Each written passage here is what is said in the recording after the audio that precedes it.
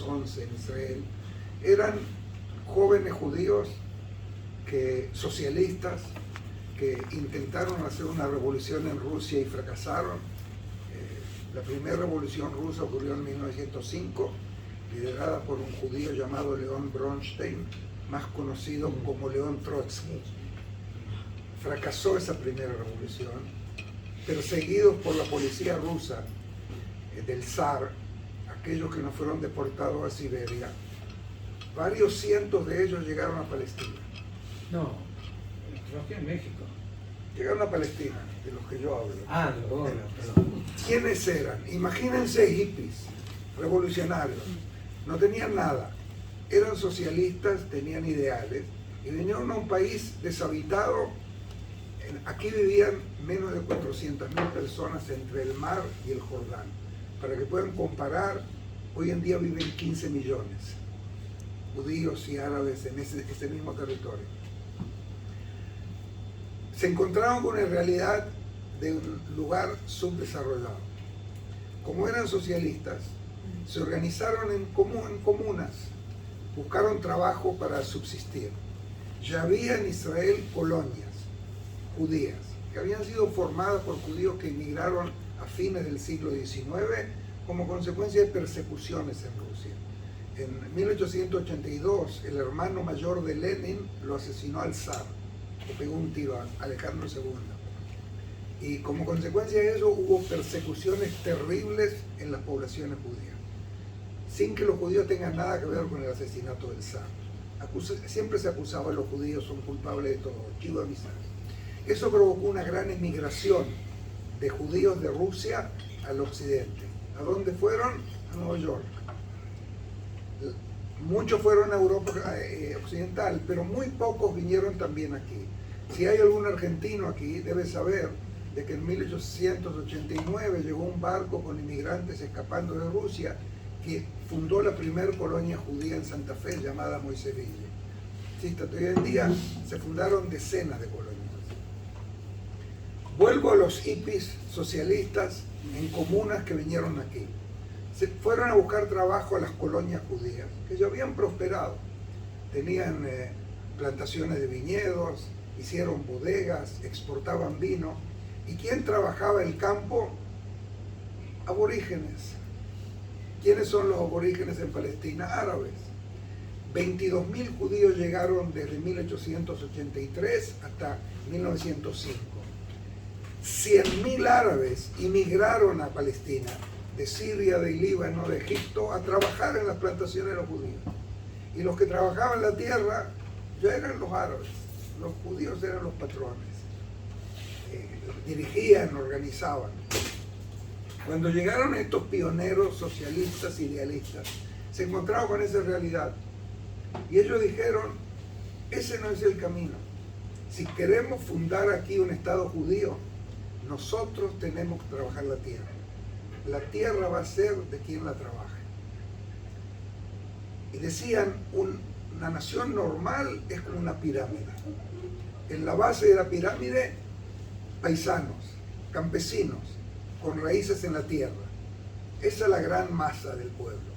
Arriba hay, estamos hablando del siglo XIX, arriba hay artesanos, pequeños comerciantes, profesionales, intelectuales, y arriba hay una élite que dirige el país. Esa es una nación. El pueblo judío disperso en todo el mundo, aunque la mayoría en Rusia, es una pirámide invertida.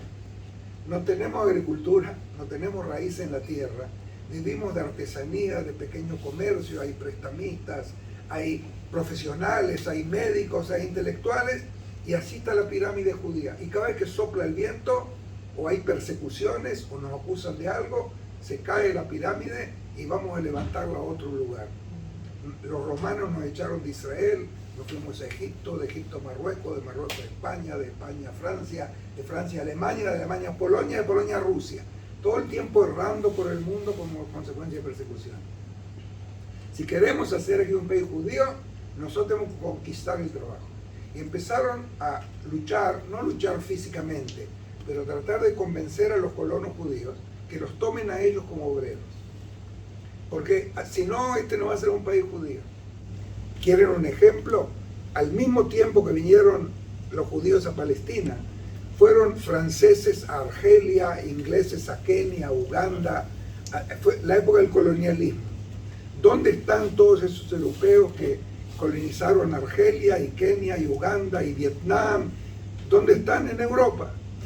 Cuando De Gaulle dio independencia a Argelia, 2 millones de franceses hicieron la valija y se volvieron a Francia.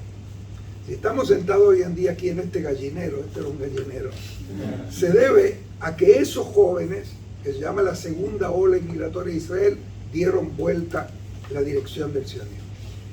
En ese momento ya había una organización sionista del pueblo judío que se había reunido y decidido fomentar la colonización de Israel. Y había una oficina en Israel, en cada casa judía en el mundo había una alcancía azul en la que se ponían monedas y billetes todos los viernes, y esa plata era para comprar tierra en Palestina, plantar árboles, crear nuevas colonias.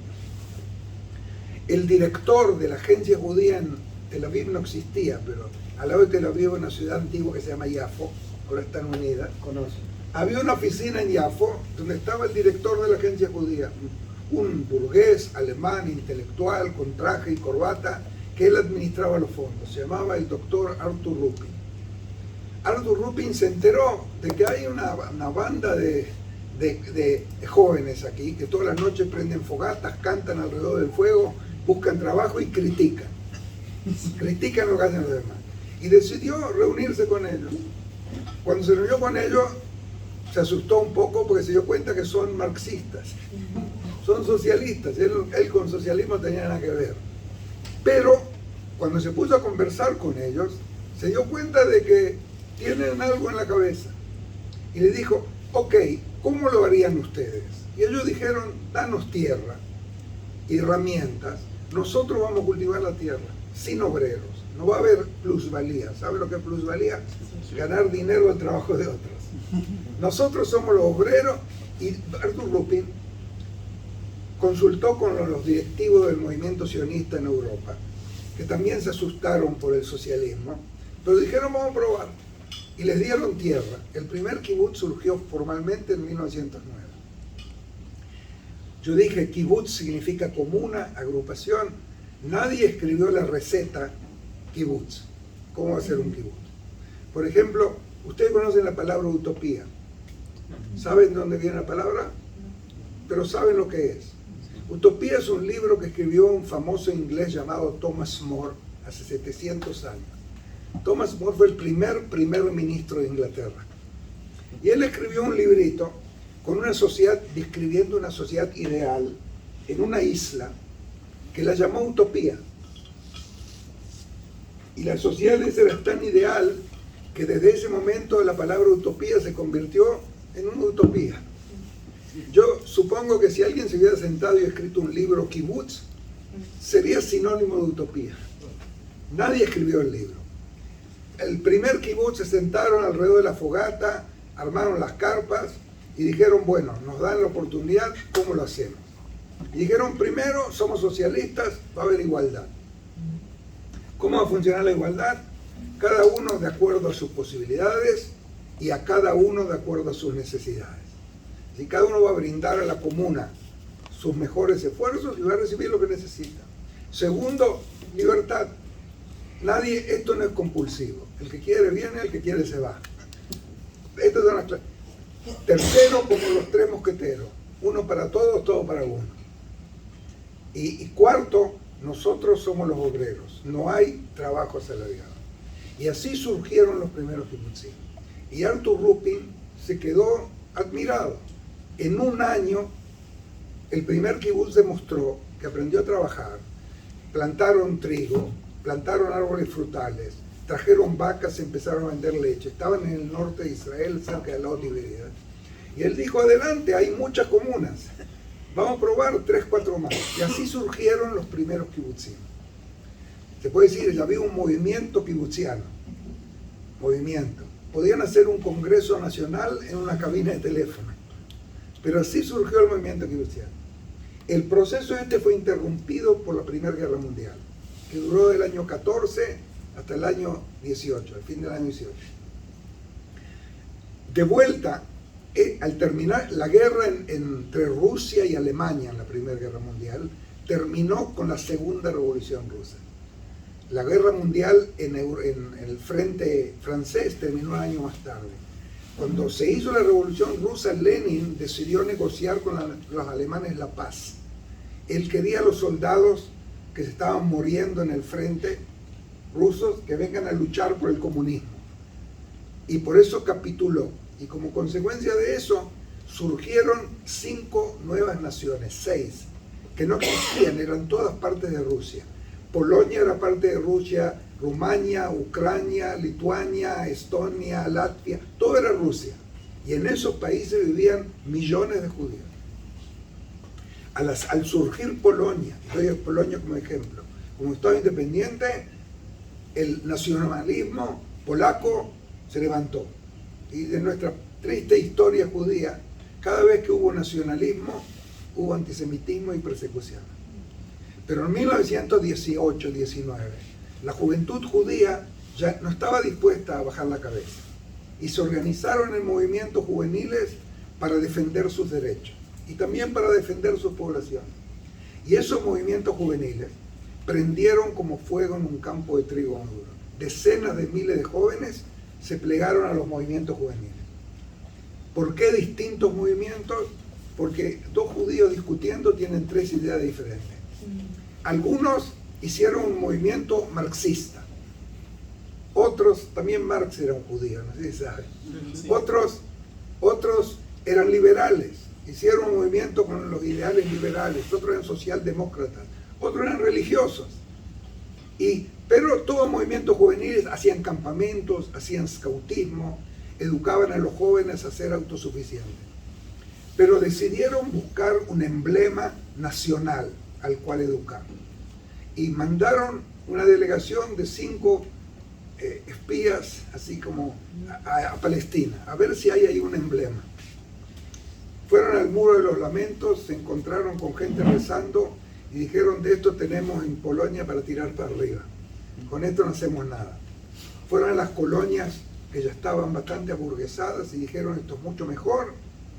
Pero le dijeron en la agencia judía: vayan al norte, al Valle del Jordán. Allá hay algo nuevo que se llama kibutz. Fueron a ver, se impresionaron tanto de los pocos kibutzim que existían, estoy hablando del año 19, y decidieron: este es el ideal. Vamos a educar en el movimiento juvenil a jóvenes que den vuelta a la pirámide. Y los movimientos juveniles empezaban a los 10 años, en pequeños grupos, iban año tras año creciendo, salían a campamentos, y a los 18 años se van a una granja de capacitación, aprenden a trabajar en agricultura, se convierten, en hebreo se dice garín, lo tradujo al castellano, en semillas. Una semilla es un grupo que emigra a Israel y se planta en la tierra de Israel y forma un kibutz.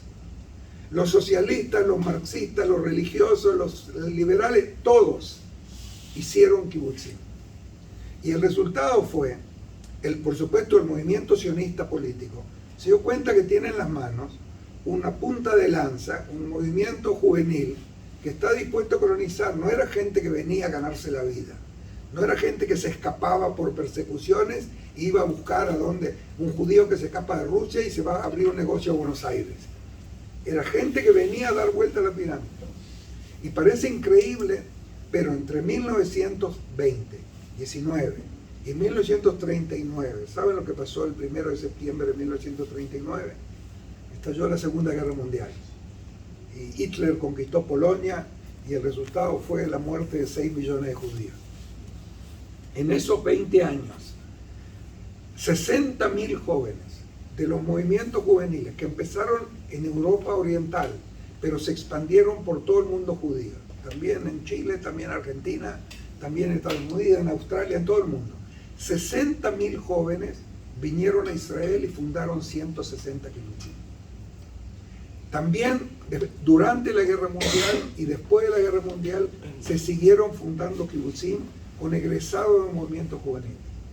Inclusive egresados que pasaron el Holocausto, se rebelaron contra los nazis, lucharon como partisanos y llegaron a Israel después de la guerra.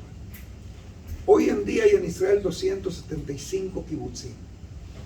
Si pasa un satélite por Israel a la noche y se apagan todas las luces y queda solo una luz en el silo de cada kibutz, desde el satélite se va a ver el mapa de Israel.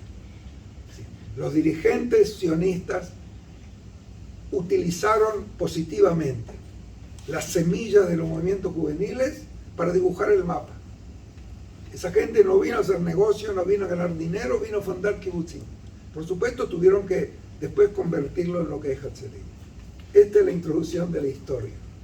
Ahora, entonces el kibutz es una sociedad socialista con un alto nivel de solidaridad. Ya no todos mantienen los valores iniciales, pero en Hatzerim, y hay otros 70 como Hatzerim, se mantienen todos los valores. Aquí hay igualdad, es decir, todo el mundo percibe lo mismo, aunque uno aporta 50.000 y otro aporta 5.000.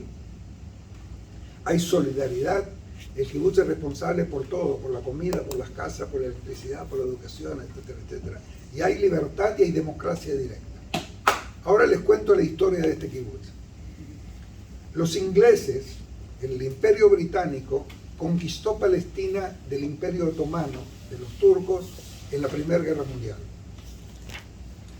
Con el tiempo, a pesar de que declararon que van a ayudar al pueblo judío a crear un hogar nacional en Palestina, después se retractaron. Se dieron cuenta que aquí hay árabes, en todo el hay petróleo, hay países árabes, un lío esto, y decidieron cerrar las puertas. Dijeron, ¿por qué cerrar las puertas a la inmigración judía? Porque buscaron una excusa. Dijeron, en Palestina, entre el mar y el Jordán, hay poca tierra arable, hay muy poco agua, nunca van a poder subsistir aquí más de 2 millones de habitantes. Ya había en el año 39 arriba de 1 millón, y decidieron de que justo cuando Hitler estaba matando a los judíos y persiguiendo a Alemania, Inglaterra también cerró las puertas. Y entre otras cosas prohibieron la colonización en muchos lugares despoblados, como este lugar. Si se fijaron cómo es el mapa de Israel, hay un triángulo en el sur, y si miran qué hay de este lado del triángulo, Egipto, y del otro lado del triángulo, Jordania y Arabia Saudita. Esa cuña, los ingleses no querían que haya judíos, porque querían continuidad en el mundo árabe.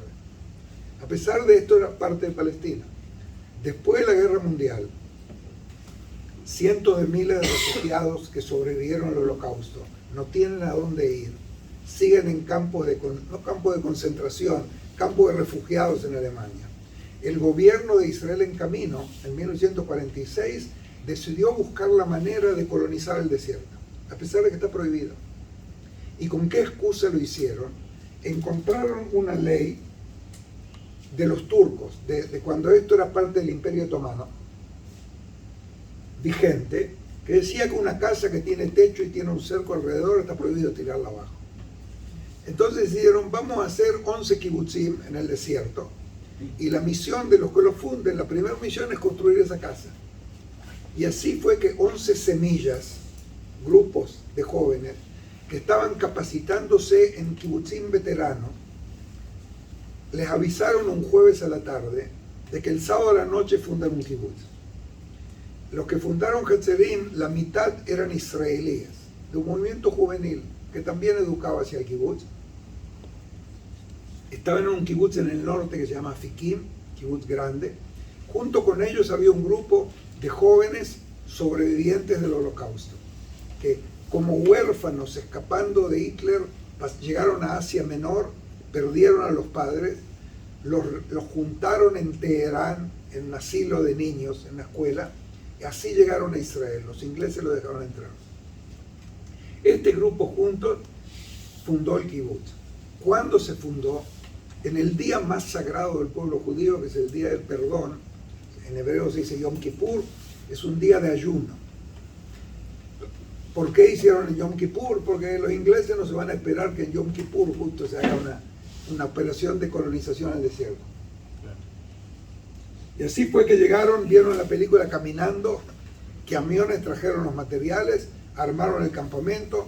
Los ingleses que estaban en el pueblo de Beersheba, un pequeño pueblito de 3.000 habitantes, escucharon de beduinos que vieron que hay gente aquí en la colina construyendo algo, vinieron a ver, dijeron, no hay problema, se van a morir de sed, no hay agua aquí, se van a ir.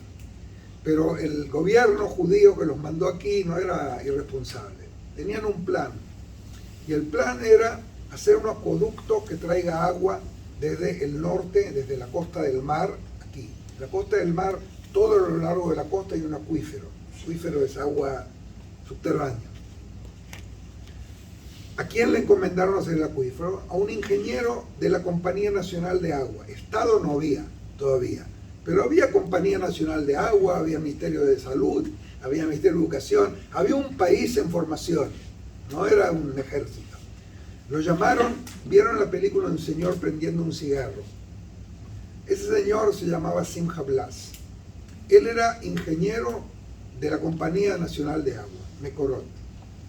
Lo llamaron a una reunión secreta en Jerusalén y le dijeron, decidimos colonizar el desierto y te encomendamos a diseñar y construir un acueducto que traiga agua a 11 kibutzim, dispersos en el norte del desierto. Blas dijo, ok, ¿de dónde vamos a traer el agua? Yo sé, de la costa del mar. Hay un kibutz allá al norte, se llama Niram, del pozo de Niram vamos a hacer un acueducto. El problema es que no tengo caños. ¿Cómo voy a hacer un acueducto? No hay caños en Israel. ¿Y qué le dijeron? Problema tuyo. En octubre necesitamos un acueducto. Y era muy común en esa época, porque en esa época también la población judía de Israel sabía que va a haber una guerra aquí y se preparaba para una guerra y lo llamaron a otro que había sido piloto en la Fuerza Aérea Británica. Dijeron, mira, va a haber una guerra, necesitamos una fuerza aérea. Y él dijo, ¿cómo fuerza aérea? ¿Con qué aviones? ¿Con qué pilotos? Problema tuyo. Y él consiguió pilotos llamando por teléfono judíos que fueron pilotos en la guerra mundial. Y compró aviones en Checoslovaquia, que quedaron en la fábrica, y así surgió la Fuerza Aérea Israelí. Blas tenía un problema más simple, hacer un acueducto. Y él se acordó, había que, las circunstancias exigían que cada uno trabaje con la cabeza. Ustedes no saben esto, pero cuando sus abuelos iban al cine, antes de la película había un noticiero, porque no había televisión. Antes de la película había 10 minutos de noticias del mundo. En cada lugar daban las noticias del lugar. Blas se acordó que en el año 40, cuando los alemanes bombardeaban Londres, en los noticieros que mostraban, esto era una colonia británica, los noticieros mostraban aviones bombardeando, fuego, ambulancias, gente herida, pero lo que le llamó la atención a Blas era que siempre llegaban los bomberos, se conectaban a un caño que siempre estaba en la vereda y siempre había presión y apagaban el incendio. Se le prendió la lamparita. Hace mucho que terminó la guerra, estamos en el año 46. Seguramente esos caños están tirados en algún lado. Quizás puedo ir a Londres y puedo comprarlos. Se fue a Londres, salió a caminar por las calles de la ciudad, no hay ni un caño, las veredas limpias. La guerra terminó hace mucho, pero preguntó, ¿se acuerdan de los caños de la guerra? Sí, ¿dónde están esos caños? Ah, esa es una red de agua que puso la municipalidad en la guerra, la desmontaron, los caños están tirados en un corralón afuera de la ciudad. Y fue a buscarlo y lo encontró. Se encontró con una pila gigantesca de 200 kilómetros de caño, que están ahí sin ningún uso. Y dijo, bueno, caños ya encontré. Ahora, ¿cómo diablo hago para que los ingleses me vendan los caños? Para hacer un acueducto en Palestina, en una zona prohibida. Entonces, ¿qué hace un judío cuando no sabe lo que hacer? Busca a otros judíos para consultar. Se fue a la institución de la colectividad judía de Londres. Dijo, miren, tengo un tema secreto y quiero que me den 3 o 4 personas que entienden de negocios para ver qué podemos hacer. Al otro día vinieron 5 buenos judíos, industriales, comerciantes, y él les contó su misión. Estuvieron pensando un par de horas. Google no había todavía, pero averiguaron y dijeron, en Palestina, que el gobierno de Palestina es inglés, no hay fábrica de hierro. Vamos a hacer un business plan para crear una siderúrgica en Palestina. para producir hierro para la construcción. Y lo presentamos al gobierno en Jerusalén. Seguramente lo van a aprobar. Tenemos capital, tenemos que... Y así fue. En una semana se preparó un plan de negocio, se lo mandó a Palestina, se lo presentó en Jerusalén. Y a la par crearon una pequeña compañía inglesa que su misión es comprar chatarra, hierro viejo, como materia prima para la fundición que va a surgir en Palestina. La única chatarra que compraron fueron 200 kilómetros de caña. Y consiguieron permiso de importación a Palestina como materia prima para la fábrica de hierro. Y así fue que en esos meses que se preparó la colonización de los kibutzim, llegaron los caños a Palestina. Imagínense, en cada uno de estos kibutzim había 30, 40, 50 jóvenes como máximo. Estos jóvenes, a pico y pala, en 7 meses, hicieron un acueducto de 175 kilómetros que trajo agua a cada uno de los kibutzim. En la película ven cómo llega el agua. ¿Cuál era el pensamiento de los líderes del país en camino? Los ingleses se van a ir. ¿Por qué esto es un lío acá? El conflicto judeo-palestino, con todos los problemas que tiene Inglaterra, lo único que le falta es ocuparse de esto. Y así fue. Los ingleses patearon la pelota ¿a quién? A las Naciones Unidas, que era una institución nueva. Y la Nación Unida mandó una comisión. Yo sé que hay gente de Guatemala aquí. No, no, no. Aquí no. Había un líder, el líder del comité era un guatemalteco, llamado García Granados. Ellos vinieron a Palestina, el comité se llamaba UNSCOP, se reunieron con los líderes judíos, con los líderes palestinos, visitaron el país y decidieron proponer a Naciones Unidas repartir el país en dos, parte para los árabes, parte para los judíos. Como en el desierto, los únicos judíos que vieron eran estos kibutzim en el desierto, y se impresionaron mucho de lo que se hizo aquí en un año y medio. Ya había huertos, ya había aspersores, ya había árboles plantados. Decidieron incluir el desierto ahí. Hubo una guerra, Israel ganó la guerra. Y después de la guerra, los jóvenes que estaban aquí decidieron, bueno, ahora tenemos realmente que demostrar que se puede hacer un kibutz aquí en el desierto, con el poco agua que tenemos. Y la verdad que les fue muy difícil. No, al principio no sabían por qué. Todo lo que plantaban crecía, pero daba muy mala cosecha, no se podían ganar la vida. No sé si prestaron atención, el ministro de Economía, que era él mismo miembro de un kibutz en el norte, dijo va a ser más barato mantener a Hatzerim en un hotel en Tel Aviv que aquí. ¿Por qué? Porque la tierra en la que están nuestras plantaciones, cuando salgan, miren las plantaciones de jojoba, son tierras saladas. Y en tierras saladas es difícil cultivar. Y ellos trataron de trabajar y durante 10 años les fue mal y decidieron pedir al gobierno pasar el kibutz al norte, a un lugar donde hay tierras buenas que ellos ya cultivaban allí trigo. Ben Gurión, que era el primer ministro, vino al kibutz y les dijo, muchachos, el problema de la sal es un problema estratégico. 2/3 del desierto es salado y es la única reserva que tenemos para absorber millones de judíos del mundo. Así que hay que solucionar el problema. Y los convenció a quedarse. Y se quedaron y siguieron luchando. El movimiento de los kibutzim, una organización ya muy grande, en aquella época había arriba de 200 kibutzim, les prometió 3 cosas. Una, van a venir jóvenes del exterior a ayudarlos. Esos jóvenes fuimos nosotros. Un grupo de argentinos que vino a apuntalar el kibutz en los años 60. Les vamos a dar más agua para poder lavar la tierra y vamos a buscar un cultivo que se pueda cultivar con mucha agua en tierra salada. Y ese cultivo fue el algodón. Hatzerim por primera vez se ganó la vida, es decir, terminó no en rojo el balance en 1960. Pero todavía vivían aquí solo 69 miembros. Era muy chiquitito. Decidieron que hay que buscar una industria. Solo de agricultura no vamos a poder vivir. Hubo una gran discusión, porque ¿se acuerdan de la pirámide de que de la agricultura vamos a ser industriales, nos vamos a convertir en gente de negocio y al diablo con las raíces en el suelo? Entonces decidieron vamos a una fábrica, pero la fábrica tiene que forzosamente estar ligada a la agricultura. Y buscaron durante años sin encontrar. Y un día se enteraron que el señor ese del cigarro, Simcha Blas, tiene una idea revolucionaria de cómo ahorrar agua, que es una industria, un nuevo sistema de riego. Lo invitaron a Blas a venir acá y Blas les contó cuál es la idea. Él ya la había probado y le había ido mal. ¿Cuál era la idea? Él, como plomero del movimiento sionista, se ocupaba de proveer agua a todas las colonias. En 1935 le ocurrió un evento similar a lo que le pasó a Newton con la manzana. Lo llamaron a él a un pozo de agua que estaba al norte de Tel Aviv, en el cual se bombeaba agua para regar una plantación de naranjas.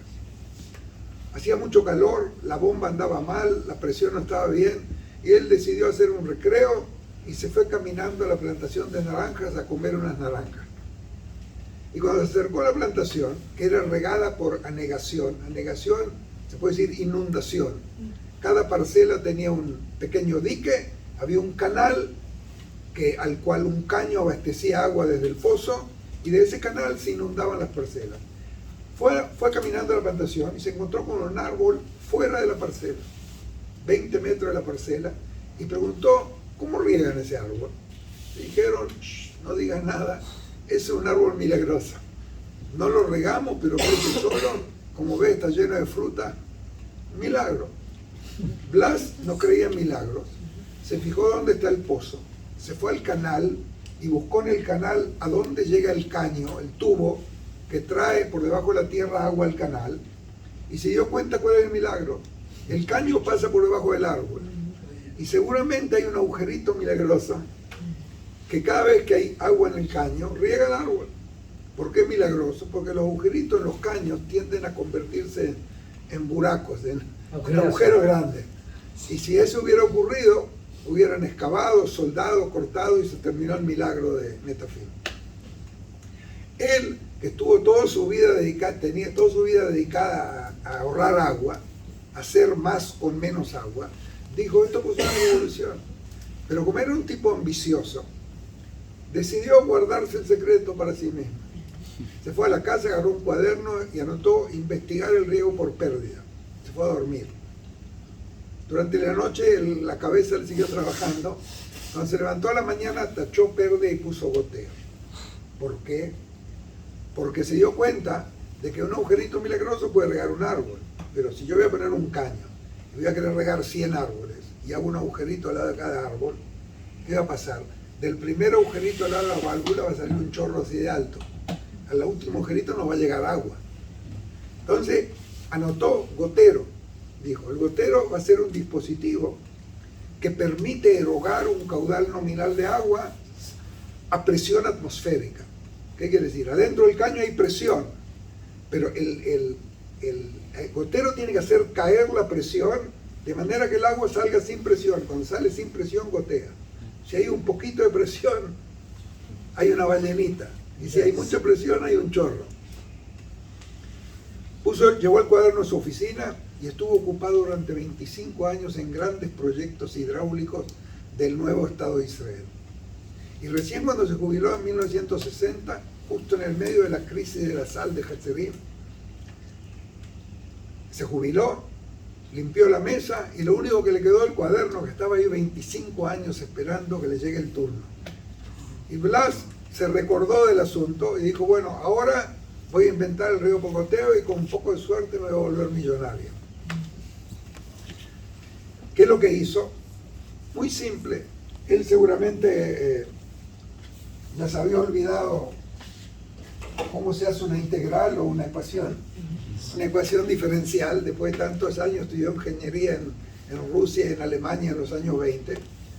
Pero era un hombre práctico. ¿Qué hizo? Agarró un tubo de plástico, se fue al mercado a buscar un macaroni de plástico, un tubín. Encontró un tubín que se usaba para medicina, para infusiones, que tenía 1 milímetro de diámetro interno y 2 milímetros externos. Hizo un agujero de 2 milímetros, clavó aquí el espagueti, conectó el tubo a una válvula con una presión de una atmósfera y abrió la válvula. Salió un chorro. Y dijo: bueno, no hay problema, hay que poner un espagueti más largo. Puso 1 metro y aún salió un chorro. menos fuerte pero chorro. Entonces, bueno, puso 3 metros. Pues. Abrió la válvula, no pasa nada, no sale nada. Esperó 1 minuto, 2 minutos, llegó el agua, cansada, sin presión, pero empezó a gotear. Y dijo, listo, inventé el gotero. Ahora, ¿qué gotero quiero hacer? Averiguó cuántos litros necesita un árbol de frutas al día. Llamó a un amigo, le preguntó, el amigo le dijo que de repente querés plantar árboles. No, me interesa en general, para cultura general. Digo, mira, un árbol de naranja en verano necesita 100 litros. En el invierno no se riega. Es una curva de acuerdo a la necesidad. Entonces digo, para no complicarme, voy a inventar un gotero de 4 litros. ¿Por qué 4? 4 por 24, 96. Es 100 litros. Si quieren regar 50, riegan 12 horas. Si quieren regar 25, riegan 5 horas. Entonces, ¿qué es lo que hizo? En lugar de entrar a hacer cálculos, se compró una podadera y revisó cuánto agua sale de los 3 metros. Puso una probeta con un cronómetro, 36 segundos, en la hora hay 3600, es decir, 36 segundos multiplicado por 100, vio que daba 1,5 litros. Cortó 1 metro, ya daba 2,5 litros. Y siguió podando así despacito el tubo, hasta que cuando llegó a 1,43 metros, con una presión nominal de 1 atmósfera, goteaba exactamente 4 litros por hora. Agarró el tubín, lo enrolló bien, muy prolijo alrededor del tubo, lo pegó con celotape, no sé si había celotape entonces, pero lo pegó con algo, le sacó una foto y anotó una patente en 10 países. Riego por goteo. Explicó cuál es la técnica del gotero y para qué sirve el gotero. Él dijo, hoy en día la agricultura en el mundo riegan el planeta, riegan la tierra. El gotero va a regar el sistema radicular de la planta, no va a cultivar yuyos alrededor. Se va a ahorrar mucho agua, el mundo tiene poca agua, se va a aprovechar bien el agua. Una vez que ya tenía la patente a su nombre, fue a visitar la Facultad de Agronomía de Israel, se reunió con los profesores de riego y de frutales y le dijo, tengo una idea revolucionaria, riego por goteo. Y los profesores lo escucharon y le dijeron, estás loco, no se puede regar con una gota un árbol, hay que mojar toda la zona, toda la sombra que el árbol genera al mediodía, allí están las raicillas. No creyeron que sea factible. Bueno, Vlad dijo, esto no entienden nada, pero él no quería poner su plata, fue a buscar inversores. Si el que quiere inventar algo, más vale que lo invente con la plata de otros. Y nadie quiso invertir. ¿Por qué? Porque él venía con el cuento y decía, qué cuento interesante, y ven a consultar con los expertos. Los expertos le decían que eso no sirve para nada. Y así fue que Hatzerim se enteró, Hatzerim lo conocía a Blas, nuestro kibutz, el ingeniero del acueducto. Se enteraron de que él tiene una idea revolucionaria, que puede ahorrar agua. Se fueron a hablar con él en Tel Aviv, lo trajeron aquí de la oreja. Él se impresionó del núcleo de jóvenes que había acá, ya tenían 30 años, el entusiasmo que tenían y la voluntad de hacer una revolución, y decidió hacer una sociedad con ellos. Él era un burgués, los de aquí eran socialistas. Entonces dijo, ¿saben qué? Yo vengo la semana que viene con mi abogado y les traigo un contrato. Y traigo un contrato dracónico. Él dijo, primero yo soy socio, 50%, pero con una acción de oro. Es decir, no se decide nada sin mi voluntad. La gente de Hatzerim que no tenía plata aquí, dijeron, bueno, está bien, vamos a empezar con un socio, ¿qué vamos a hacer? Y ese socio, además vamos a invertir menos. Y segundo, me van a pagar royalties, por derecho por la patente, yo soy el inventor. Sí, por supuesto, te corresponde, ¿cuánto querés? Dijo, 5% de la facturación, no de la ganancia. Es algo, hoy en día cuando se habla de royalties, inclusive en ITEC, se habla de una pequeña parte de un 1%. Eso es un royalty normal. Pero el kibutz firmó un contrato y así surgió esta firma. ¿De por vida? ¿Cómo? ¿De por vida fue el 5%? No por vida, hasta la eternidad. No había ni una fecha de que... Nadie, ni siquiera, yo creo que ni leyeron el contrato. Si me preguntan al final, le voy a decir cómo se terminó esto. Pero así surgió Netafim. Con una inversión de $4.000, Blas puso 2.000, Hacherín puso 2.000. Para aumentar vuestra curiosidad, en el año 17 se vendió gran parte de Netafim a una empresa mexicana. Se llama Orbi, hoy en día se llamaba Mexiquén. La compraron Netafim Mundial por $1.950 millones. $1.950 millones. Pero empezó con 4.000. Por supuesto que no se podía fabricar un macaroni. La idea de Blas, que ya la tenía diseñada, era hacer un gotero. Este fue el primer gotero del mundo. ¿Qué es lo que tiene este gotero? Esto es una rosca de paso cuadrado, que imita el macaroni. Está metida dentro de un cilindro que lo sella. El agua entra al gotero por este piquito que se clava en el tubo. Se clavaba, hace mucho que no se usa esto. El agua pasaba por la rosca, perdía presión y goteaba 4 litros. Él lo diseñó, hicimos el molde, hubo que regularlo, pero daba 4 litros. Y comenzamos a producir goteros en la carpintería del kibutz. Pusimos una maquinita de plástico que la compramos vieja, hicimos un molde que hacía un gotero cada medio minuto. Es decir, la capacidad de producción de Netafim era 2.800 goteros por día. La capacidad de Netafim hoy en día es 54 millones de goteros por día. Es decir, nosotros fabricamos 25.000 millones de emisores de todo tipo. ¿Ok? Pero empezamos con esto. Y había que probarlo. Entonces, decidimos, el kibutz decidió hacer la fábrica. Los que estábamos encargados de la fábrica queríamos probar el gotero en el kibutz. Ese año se plantaban 5 hectáreas de peras. Dijimos, vamos a poner gotero en las peras. ¿Peras? Peras. Aquí, sí, ya había damascos, duraznos. ¿Sí? Con mucha agua se logró cultivar. Le dieron mucho agua al kibutz. Además de Argentina, le dieron mucho agua.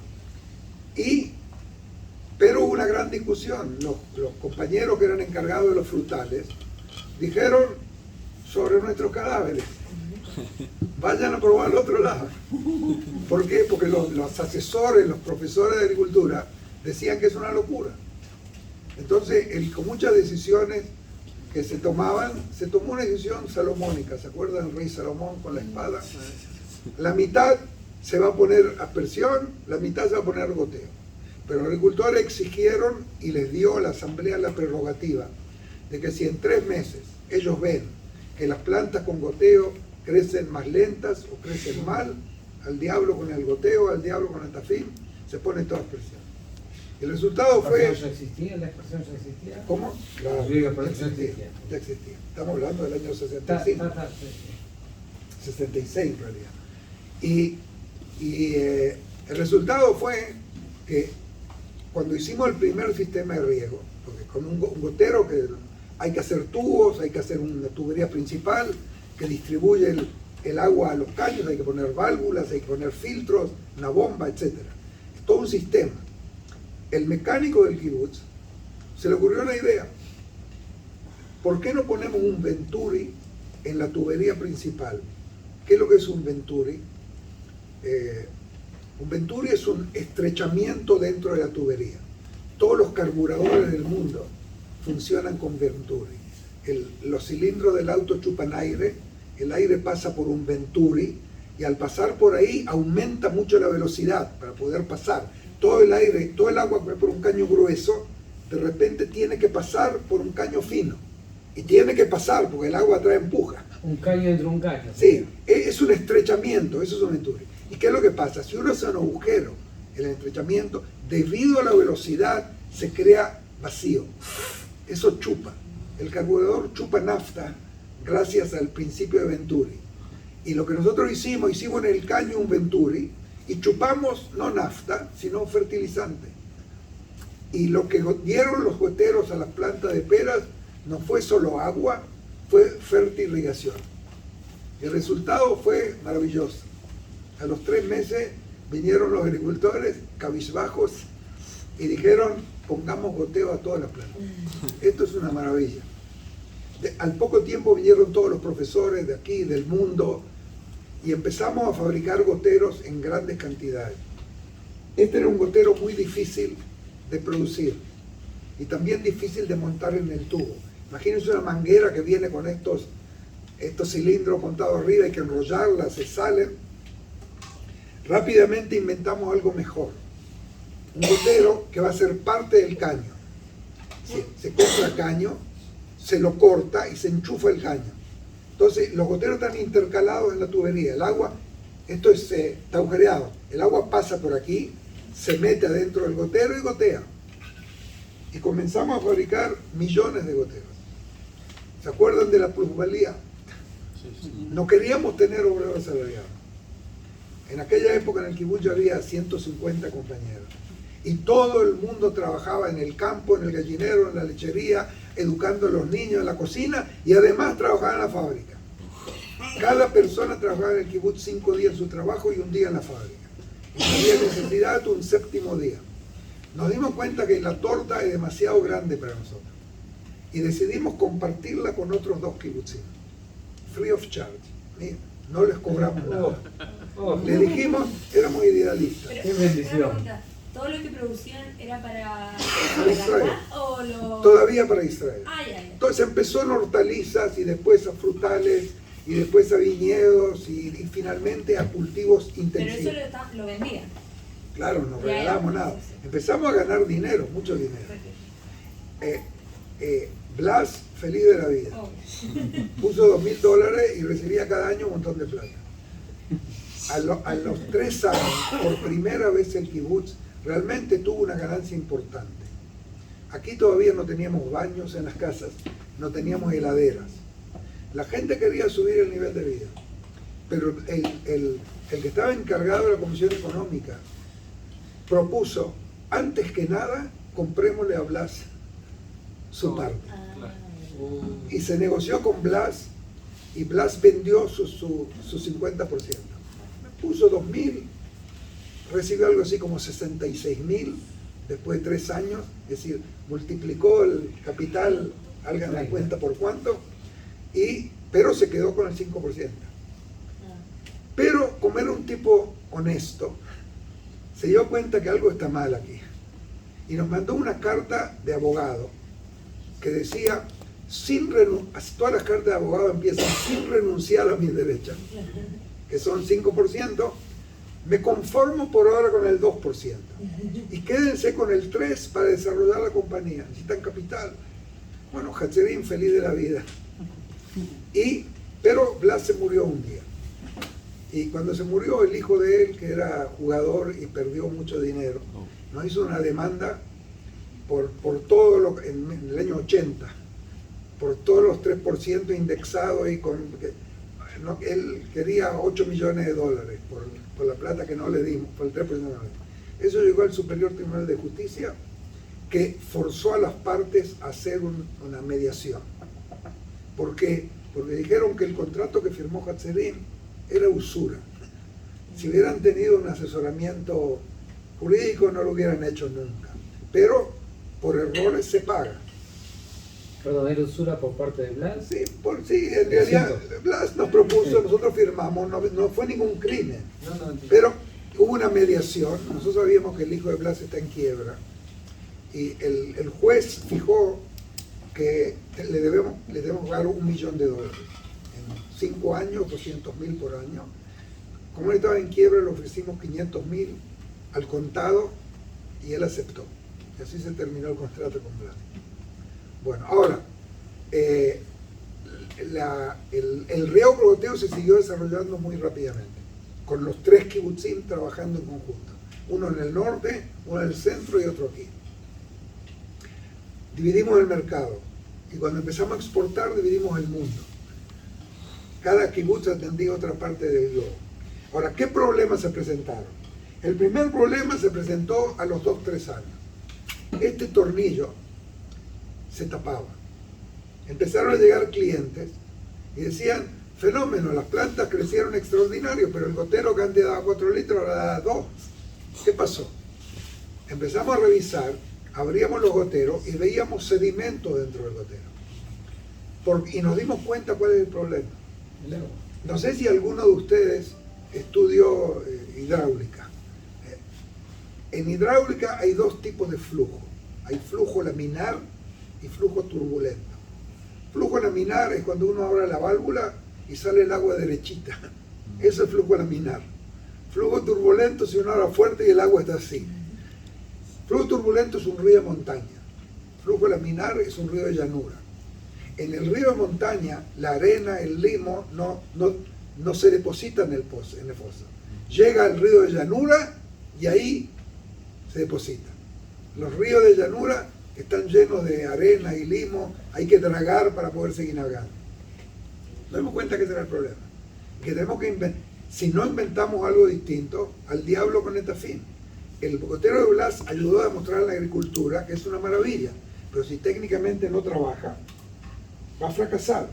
Y tuvimos que inventar otra cosa. Filtro. No, filtros había, pero hay partículas pequeñas que es difícil de filtrar. ¿Qué es lo que hicimos? Con el mismo gotero le cambiamos, en lugar de una rosca, hicimos un circuito que es laberíntico. El agua pasa por un circuito como este. ¿Y qué es lo que pasa? Se hace la prueba en un río. Si uno, detrás de cada diente se crea un remolino. Y ese remolino es más eficiente en hacer caer presión y además, por ser remolino, impide que el limo se deposite. Convertimos a los goteros lo único que cambiamos en el molde es el circuito. Y solucionamos el problema de taponamiento. Se presentaron otros problemas. La gente quería usar el río Pocoteo para cultivar algodón, maíz, girasol, en cultivo de hilera. Había que poner una manguera larga, de 200 metros, que se la ponga al comienzo del cultivo, que al terminar el riego se la pueda sacar. Cuando venían a sacar la manguera, ¿qué pasaba con los goteros? Se desconectaban. Entonces vinieron la gente de venta, yo trabajaba en la fábrica, nos dijeron hay que inventar gotero integral. ¿Qué es gotero integral? Y gotero integral es un gotero que el gotero está dentro del tubo, no es parte del tubo. ¿Ven? Este es un gotero integral, está soldado dentro del tubo. Entonces cuando uno tira el tubo, pero además otro problema pequeño tenemos. En los campos de Israel, todos los campos de todos los kibutzim y todos los moshavim, que es otro tipo de colonia agrícola en Israel, los agricultores compran agua a presión, no tienen que poner bombas. Compran agua, pagan por metro cúbico, pero el agua está a presión. Y todos los campos tienen una red de distribución cada 400 metros. Quiere decir que cuando uno quiere regar el algodón, se conecta a este caño, riega 200 metros y después del otro caño otros 200 metros. ¿Cómo se regaba? Desde los años 40, con tubería de aluminio, el aluminio es liviano, montada sobre ruedas, acoplado. Se riega 200 metros, se cierra la válvula aquí, con un tractor se tira todo el caño hasta el tubo aquí, se lo conecta y se riega los otros 200 metros. Así se regaba 2 décadas.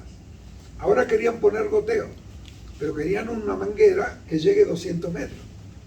¿Qué pasaba con la manguera a 200 metros? Así como el agua pierde presión en el macaroni, también pierde presión en el tubo. Entonces, si hay 200 metros con 200 goteros ahí, la diferencia de presión entre el primero y el último era demasiado grande. ¿Y qué es lo que pasa? El gotero inicial daba el caudal nominal, el último daba 30% menos. Entonces, ¿cómo las plantas van a crecer así? Entonces nos dijeron, hay que inventar no solo un gotero integral, sino un gotero autocompensado. Yo entro en la técnica porque creo que es lo más interesante del cuento. ¿Y qué es lo que hicimos? Este es un prototipo. El gotero es este pedacito de plástico que está aquí dentro. Está compuesto por 3 partes. Primero, una caja que va a ser soldada al tubo. Ustedes ven la curvatura, esta es la parte inferior de la manguera. Aquí le pusimos un filtro. Estas ranuras hacen que partícula que vaya a tapar el gotero no pueda entrar y siga de largo. El agua entra al gotero por este agujero, ¿ok? Ahora, al entrar se encuentra con una membrana muy finita de silicona que está puesta aquí. Fíjense, tiene un agujero ahí. El agua, esto está apretado adentro, el agua entra, como tiene el silicona aquí, pasa por este laberinto y pierde presión por turbulencia. No toda la presión del tubo, como en el gotero de Blas, sino un pedacito, un delta P. ¿Saben lo que es un diferencial de presión? Una atmósfera son 10 metros de columna de agua, un delta P de 4 metros necesitamos. Ahora, el agua llega hasta aquí, pasa por el agujero de la membrana y vuelve, se encuentra con otro laberinto que complementa la caída de presión. Y así llega el agua finalmente a la cámara de regulación. Por aquí va a salir el agua. Ahora, imagínense que aquí tengo 3 atmósferas, ¿ok? 30 metros de columna de agua. El agua entró al gotero, pierde 4 metros, y como consecuencia de eso, en lugar de 3 atmósferas, en la parte superior de la membrana de silicona, tengo 3 atmósferas .6. 4 ahí en el caño, digamos, 40 metros de columna de agua y en el caño, 4 metros perdí, y ahora acá tengo 36. ¿Qué es lo que pasa? La membrana, al lado del agujero de salida del gotero aquí, abajo siente 40, arriba siente 36. Entonces, ¿qué le pasa a la coma? La coma se dobla, ¿no es cierto? Hay más presión abajo que arriba. Al doblarse, tapa el agujero. Al tapar el agujero, deja de pasar agua por el laberinto. Al dejar de pasar agua por el laberinto, no hay pérdida de presión, no hay turbulencia. ¿Y qué pasa? Se igualan las presiones y la gomita baja. Y la gomita está vibrando al lado del agujero toda la vida, pobre gomita, y regula exactamente el caudal nominal que queremos. Es mucho más complicado que esta explicación, pero este gotero, en un range, en un rango de 4 atmósferas a media atmósfera, todos los goteros dan la misma cantidad de agua. Hoy en día un tubo de Netafim puede regar un surco de papas, no tan chico, un tubo de 20 milímetros. Puede regar 800 metros, empezando con una presión de 4 atmósferas, terminando con una presión de media atmósfera, y todos los goteros dan lo mismo. Es del gotero autocompensado integral. Bueno, yo creo que ya hablé demasiado, pero con el tiempo nos dimos cuenta de que queremos vender en todo el mundo. Todo el mundo quiere goteo. Empezamos a exportar equipos de riego. ¿Hay algún chileno aquí? Sí. A mí me tocó empezar a exportar para Concha y Toro sistemas de riego, y Concha y Toro pagaba $4.000 por hectárea de viñedo.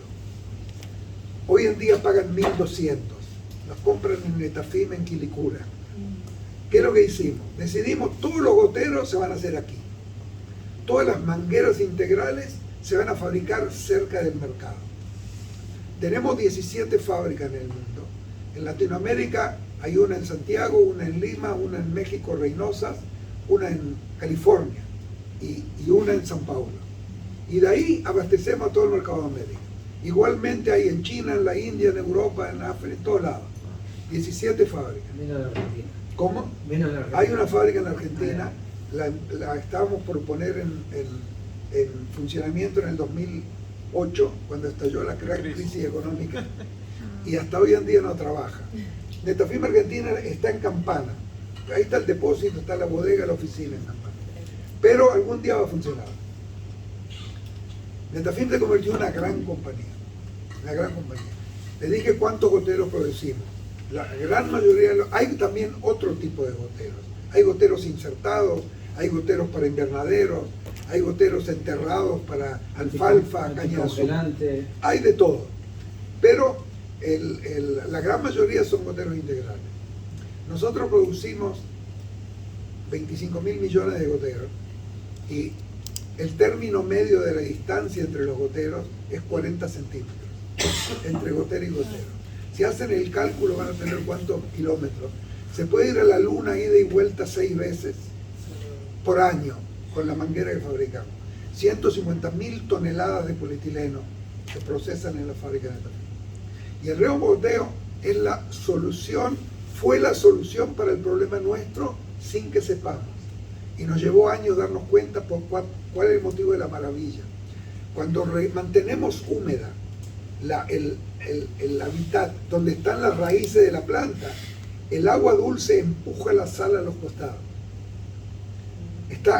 La tierra de la planta es dulce.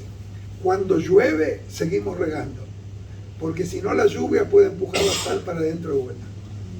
Pero esa no fue la única solución. El riego-goteo permitió, con la misma cantidad de agua, duplicar la cantidad de producción. También porque aumenta la producción, porque el goteo, ¿cómo se regaba antes? Se inundaba, ¿ok? Cuando se inunda la tierra, ¿qué le pasa a la planta? Se ahoga. La planta necesita aire en la tierra. Ahora está todo saturado de agua. Entonces uno riega, hay un shock terrible. Se empieza a secar un poco, entra aire, la planta crece feliz de la vida. De repente se le termina el agua, tiene otro shock de sequía y de vuelta la inundamos. Así vive la planta, una sinusoide. El riego-goteo es continuo, de acuerdo a la necesidad de la planta. Netafim se convirtió en una empresa de riego, no de plástico, que hace pedacitos de plástico. Y tuvimos que enseñar al mundo cómo usar el goteo. No es cuestión de inundar por goteo, es cuestión de usarlo bien. Hoy en día en Netafim hay 5.500 empleados. Todo el mundo. En Israel hay un poco más que 1.000. Cientos de agrónomos en todo el mundo. Hoy en día, high-tech, los sistemas de riego de Netafim están computarizados. ¿No? Las válvulas se abren automáticamente de acuerdo a la necesidad de la planta. Hay sensores en las plantas que controlan la tensión en el gajo, la humedad en la tierra, el viento, la evaporación, y se riega de acuerdo a la necesidad de la planta. Nuestro lema en inglés es grow more with less. Cultiven más con menos. Y ese es el cuento de Netafim, ¿ok? Que empezó con la necesidad de crear un kibutz en el desierto. Como vieron, hoy en día Hatzerim es un kibutz que tiene 1.200 personas, 550 miembros. Y gracias al éxito, el socialismo sigue funcionando. Bueno, ahora quiero mostrarles una pequeña peliculita más sobre la jojoba, que también es un tema muy interesante. Queríamos seguir siendo agricultores y buscamos un cultivo que con poca gente también genere un ingreso interesante y riegue el desierto, y así llegamos al cultivo de la jojoba.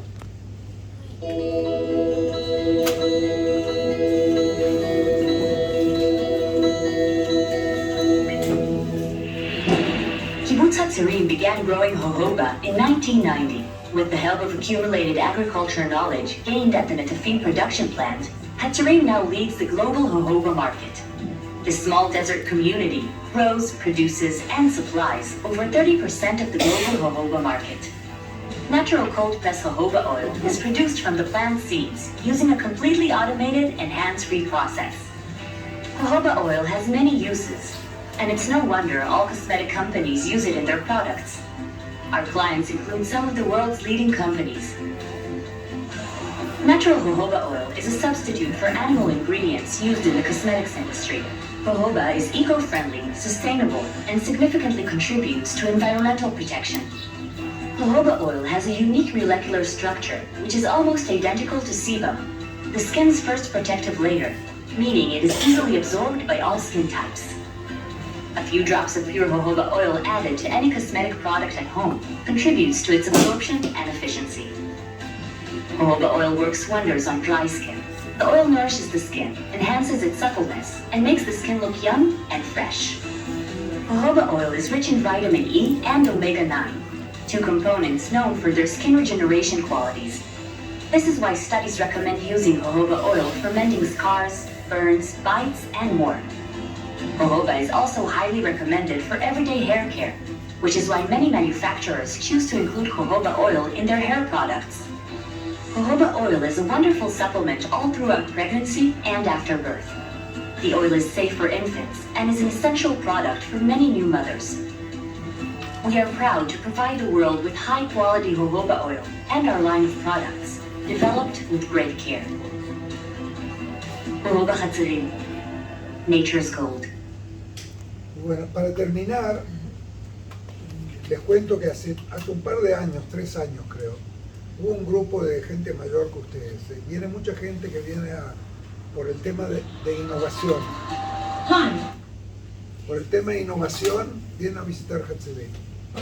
Y después que di una charla similar a esta, se me acercó una mujer, una argentina, editora de libros, y me dijo, el cuento que nos cuentas vale un libro, yo quiero editarlo. Y yo no le di mucha importancia, qué interesante, muy bien, pensé que ahí se termina la idea. Pero ella me insistió mucho, y después de varios meses le dije, mira, yo escribí memorias sobre la historia de mía, que comienza en un pueblo en Bielorrusia, donde gran parte de mi familia fue asesinada por los nazis, de donde vinieron mis padres a la Argentina, del movimiento juvenil que me educó a venir al kibbutz, y junto con mis compañeros vinimos a Punta Hatzarim y formamos Netafim, etcétera, etcétera. Si querés, lo escribí en hebreo para mis nietos. Si querés te mando el PDF y traducilo, y si te parece, hablemos. Lo tradujeron, le pidieron que agregue un poco de explicación histórica, lo que les conté de la breve historia del pueblo judío del siglo pasado. Y ellos editaron este libro, que se llama Coraje, el valor de vivir como se piensa, el valor de vivir de acuerdo a la ideología. Y este libro se vende en la Argentina, pero como vienen muchos turistas aquí, decidimos también traerlo a Hatzarim y se lo pueden comprar aquí. Este libro cuenta la historia de Hatzarim no en 1 hora, en 40 minutos, sino en varios días de lectura. Así que si a alguien le interesa lo pueden adquirir aquí. Si alguien quiere comprar productos de jojoba, de regalo o de presente, también puede hacerlo ahora. Después de un ratito vamos a salir al tiempo para poder comprar el que quiere. Vamos a dar una pequeña vuelta por el kibutz para que lo vean con sus ojos. ¿Ok? Eso es todo.